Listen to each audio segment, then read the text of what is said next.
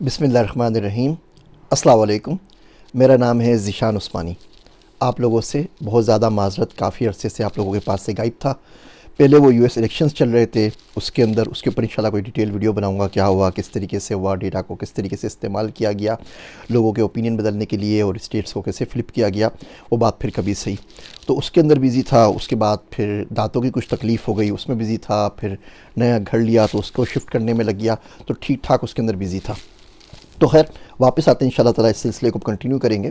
आज मैं आपको एक बड़ा इंटरेस्टिंग कंसेप्ट सिखाना चाहता हूँ, और अगर आपने ये सीख लिया तो यकीन जानिए कि आपकी फाइनेंशियल लाइफ के ऊपर इसका बहुत ज़्यादा असर पड़ेगा।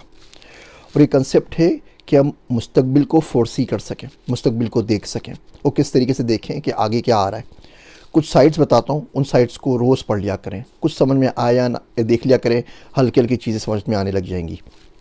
CNN business, Wall Street Journal, Forbes, CNBC business, Al Jazeera business, BBC business, McKinsey की क्वार्टरली रिपोर्ट है, financial times, economist, Forbes, Bloomberg, इनको देख लिया करें। इससे आपको पता लगेगा लोग किस किस्म की बिज़नेस की बातें कर रहे हैं, कौन से बिज़नेसेस बैंकरप्ट हो रहे हैं। मेरे ख्याल से 2024 के अंदर सबसे ज़्यादा बिज़नेस बैंकरप्ट अमेरिका के अंदर हुए हैं। वो क्यों हुए, क्या वजह थी, आप देखेंगे बड़े बड़े शॉपिंग प्लाजा, बड़ी बड़ी बिल्डिंग्स खाली हो रही हैं। इसका मतलब आपको ये पता लगेगा कि कमर्शियल रियल इस्टेट के ऊपर इन्वेस्ट करना बड़ा रिस्की काम है। मैं आपको कुछ डेटा पॉइंट्स बताऊं। इस साल 2024 के अंदर चाइना के अंदर कुत्ते बिल्लियों की तादाद बच्चों से ज़्यादा हो गई है, तो उसको पेट कैपिटल ऑफ द वर्ल्ड कह रहे हैं। इसका मतलब ये, आप पेट से रिलेटेड कोई भी बिज़नेस चाइना में लॉन्च करेंगे तो बूम करेगा। वो पेट के कपड़े हो जाए, पेट की गमीज़ हो जाए, पेट के रिलेटेड हो जाए, पेट का कोई हॉस्पिटल हो जाए। पाकिस्तान के अंदर काफ़ी अरसे से मैं लोगों को बोल रहा हूँ, मेरी तो फील्ड नहीं है, कि अगर आप पेट का हॉस्पिटल खोल लें तो बहुत अच्छा बिज़नेस है। मैं उन लोगों को जानता हूँ, आप मुझसे रब्ता कर लें, मिंटोगा के ऊपर मैं आपको कनेक्ट करवा दूँगा जो इसमें आपकी हेल्प कर सकते हैं। लेकिन ज़ाहिर बात है मेरे पास बैंडविड्थ नहीं है। पाकिस्तान में जितनी भी एम्बेसीज़ हैं, 100-150 एम्बेसीज़ हैं, काउंसलेट्स हैं, उन सब के जो लोग आते हैं वो अपने साथ कुत्ता बिल्ली लेकर आते हैं। पूरे पाकिस्तान में कुत्ते बिल्ली का कोई तमीज़ का हॉस्पिटल नहीं है। छोटे छोटे क्लिनिक्स इधर उधर खुले हुए हैं, लेकिन कोई हॉस्पिटल ऐसा नहीं यहाँ पर किसी जानवरों का ऑपरेशन हो सके। यूनिवर्सिटी ऑफ वेटरनरी साइंसेज हमारे पास है, चौलिस्तान के अंदर भी मौजूद है हमारे पास, मेरे ख्याल से फैसलाबाद के अंदर भी मौजूद है। ये लोग मिलकर अगर एक पेट हॉस्पिटल खोल लें तो इतना बड़ा बिज़नेस है कि आपकी सोच है। तो चाइना के अंदर कुत्ते बिल्लियों की तादाद इस साल बच्चों से ज़्यादा हो गई। अमेरिका के अंदर इस साल ऑन एवरेज पर डे के, हर दिन के 2024 में 11,500 बुढ़े निकले हैं। इसका मतलब ये है कि 11,500 लोगों की उम्र 65 साल से ऊपर हो गई है दिन की, तो सीनियर सिटीज़न में शामिल हो गए। इससे दो काम होंगे। कोई भी चीज़ आप करना चाहते हो एल्डरली पेशेंट्स के लिए, वो एल्डरली केयर हो, वो उनको दवाइयाँ पहुँचानी हो घर के ऊपर, उनको घर के ऊपर फिजियोथेरापी देनी हो, उनके साथ बुढ़ों के साथ कोई और काम करना है, वो बोर हो रहे हैं घर में बैठे बैठे, आप उनसे बातचीत करें।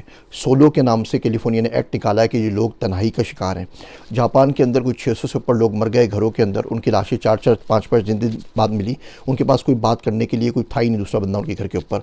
आपको एक ऐसी ऐप बना लें जो बुढ़ों से काउंसलिंग करे, उनसे बातचीत करे, तो अच्छा बिज़नेस है। दूसरा काम ये हुआ है कि बहुत सारी जनरेशनल वेल्थ ट्रांसफ़र हुई है। अब वेल्थ जिनके पास ट्रांसफ़र हुई है ना, उन्होंने पैसे खुद नहीं कमाए, वो अम्मी अब्बा के मिल गए उनको, वो बैठे बैठे करोड़पति, लखपति, अरबपति बन गए। अब उस पैसे का क्या करेंगे? इसको पढ़ने शुरू करें, आपको बहुत सारी चीज़ों का आपको आइडिया होता चले जाएगा। आपको कुछ एग्जांपल्स और दूँ। ट्रंप आ रहे हैं, अब ट्रंप की वजह से बहुत ज़्यादा पॉलिसीज़ में चेंज आ रहा है। उस चेंज तो वो आ रहा है, उस चेंज का आपको मुझे क्या फ़र्क पड़ेगा और इससे हम फ़ायदा कैसे उठा सकते हैं? अकलमंद आदमी तो ये सोचता है लबनान के अंदर बमबारी हुई, लबनान के अंदर प्रॉपर्टी मार्केट क्रैश कर गई, ज़ाहिर बात है मिसाइल बरस रहे हों और आपको पता हो कि आपका लग्जरी विला है और उसके ऊपर बम आके गिरेगा और उसको तबाह कर देगा, तो उस अपार्टमेंट को कौन ख़रीदेगा?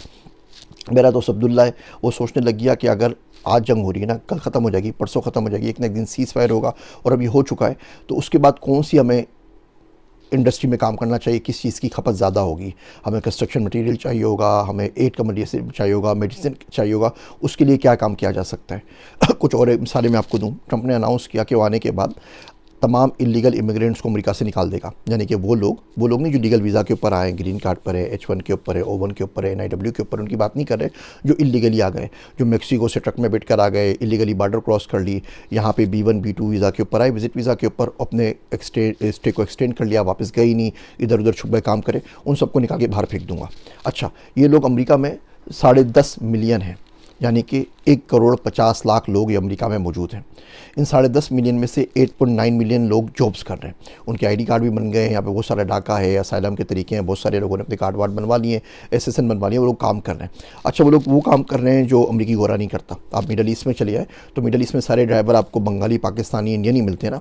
अब वो जो अरबी है वो तो गाड़ी नहीं चलाएगा, वो रोड पर कूड़ा भी नहीं उठाएगा, वो रोड भी नहीं बनाएगा, वो कंस्ट्रक्शन का गर्मी में काम भी नहीं करेगा। तो मुश्किल काम जो सारे होते हैं वो बेचारे जो परदेसी होते हैं ना, जो अजनबी, उन लोगों के लिए होते हैं। तो यहाँ पर भी इसी तरीके से वो सारे छोटे छोटे काम उन्हें संभाले हुए हैं। अब अगर आप एक साथ 90 लाख बंदा निकाल के मुल्क से बाहर फेंक देंगे तो वो काम कौन करेगा? शिकागो के अंदर होटल्स बंद हो रहे हैं, उनको होटल का बंदा नहीं मिला काम करने वाला, वो सारे इलीगल डर के मारे छुपे हुए कि बाहर आएंगे तो वाइस वाले छापा मारेंगे और उनको उठा के ले जाएंगे। अच्छा, तो होटल का काम मुतासर होगा, फार्मिंग का सारा काम ये लोग कर रहे हैं, तो ये अंडे, टमाटर, सारी चीज़ें महंगी हो जाएंगी। एग्रीकल्चर पूरी इन्होंने संभाली हुई, उसका क्या होगा? ट्रक ड्राइवरों का सारा काम ये लोग कर रहे हैं, तो उसका क्या होगा? इसका मतलब ये हुआ कि हर वो चीज़ जो ऑटोमेशन में करते हैं, वो काम जो पहले 10 काम बंदे कर रहे थे, आप उस इंडस्ट्री के पास, बिजनेस के पास जाके देते हैं कि अब ये काम मैंने एक AI का टूल बना लिया है, इसके लिए आपको सिर्फ 2 बंदे चाहिए, वो फ़ौरन से बिक जाएगा, बिकॉज 8 बंदे उनके ऑलरेडी छोड़ के जा चुके हैं, या निकाले जा चुके हैं, या निकलने वाले हैं। तो किसी भी किस्म की ऑटोमेशन करते हैं तो उसकी ज़रूरत है, किसी भी किस्म की सप्लाई चेन ऑप्टिमाइजेशन करते हैं उसकी ज़रूरत है, किसी भी किस्म में HR सर्विसेज देते हैं तो उसकी ज़रूरत है। अच्छा, ये सारे बंदे निकलेंगे तो निकलेंगे कि जाएंगे कहाँ? वो हवा में तो नहीं ना, टेलीपोर्ट तो नहीं कर सकते कि यहाँ से बटन दबाया तो बंदा होंडुरास पहुंच जाए और पाकिस्तान पहुंच जाए और इंडिया पहुंच जाए और मेक्सिको पहुंच जाए। किसी न किसी तरीके से उसे कैप्चर करेगा, तो कैप्चर कौन करेगा? क्या पुलिस की कैपेबिलिटी है? उसको किसी डिटेंशन सेंटर में रखेंगे, करेक्शनल फैसिलिटी में रखेंगे, किसी टेम्पररी जेल के अंदर रखेंगे, वो जेल कौन बना रहा है? अगर आप न्यूज़ को क्लोजली फॉलो करें तो आप देखेंगे एक साहब है हेमिंगटन, उन्हें $3 लाख का ट्रंप साहब को डोनेशन दिया, और ट्रंप दायर बात है उसको कोई ना कोई अच्छी सी असाइनमेंट भी देंगे। उन साहब की कंपनी का नाम है कोर्स सिविक सबसे बड़ी कंपनी है जो जेल बनाती है अमेरिका के अंदर। ये प्रिजनर्स जितनी बनी हुई है और सेफ्टी करेक्शनल फैसिलिटीज़ जो बनी हुई है, इनमें से एक कंपनी ये है। जैसे ये कहानी शुरू हुई तो हमने शुरू में इलेक्शन कंपेन में कहा, मेरा वो दोस्त अब्दुल्ला है, उसने कोर्स सिविक के स्टॉक खरीद लिए।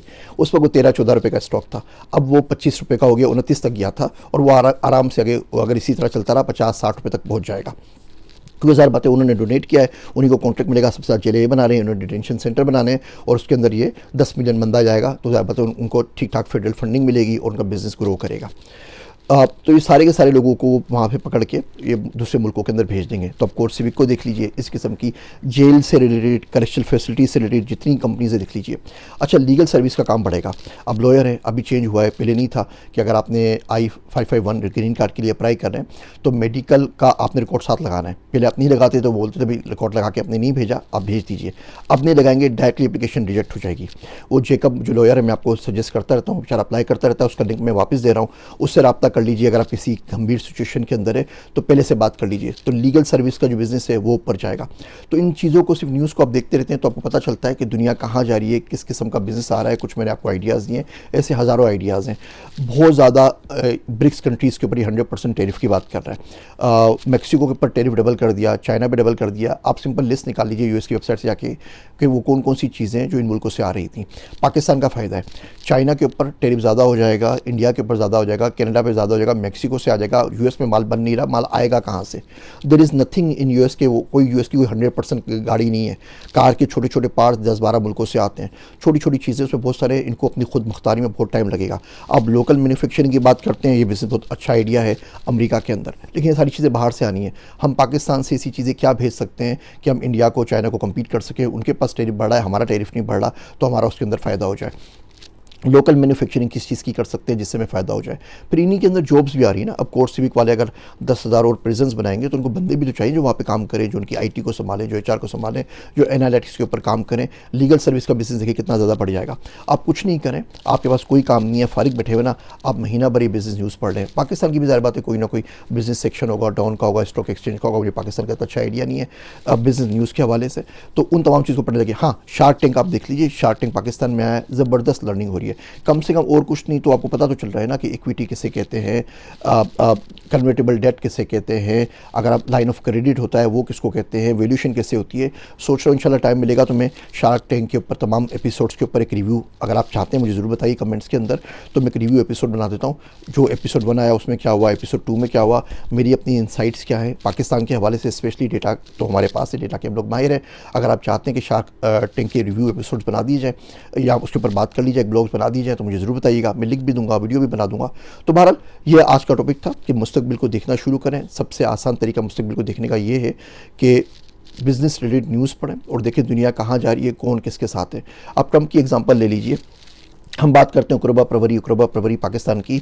अभी प्रेसिडेंट बाइडन ने अपने बेटे को, हंटर बाइडन को बख्श दिया है, उनको माफ़ी दे दी है, प्रेसिडेंशियल जो अपोलॉजी है वो उनको दे दी है, प्रेसिडेंशियल पार्डन जिसे कहते हैं। अब उन्होंने इतने टैक्स क्राइम किए हुए हैं, फाइनेंशियल क्राइम किए हुए हैं, सबकी सब छुट्टी। अब ज़ाहिर बात है हमारे पास तुम लोग चीखते हैं शहबाज शरीफ, नवाज़ शरीफ, मोरूसी, विरासत और तमाम चीज़ें, जरदारी और बिलावल, यहाँ पर भी यही होता है।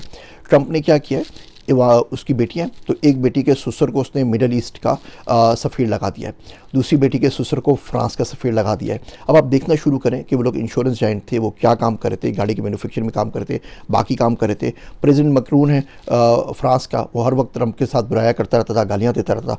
पहला इन्विटेशन उन्होंने उनको भेज दिया है, क्यों भेज दिया पहला इन्विटेशन, वो क्या कर रहे हैं, किसके समय आगे बढ़ना है। आप सिर्फ न्यूज़ को फॉलो करते रहना, कौन बंदा कहाँ किस तरीके से जा रहा है, किस तरीके से तबाहियाँ मचाएंगे, किस तरीके से बिज़नेस ग्रो और फ्लोरिश करेगा, तो यकीन जानिए आपको बहुत कुछ सीखने का मौका मिल जाएगा। उम्मीद करता हूँ ये मुश्किल बातें किसी न किसी दिन आपको ज़रूर समझ में आ जाएंगी।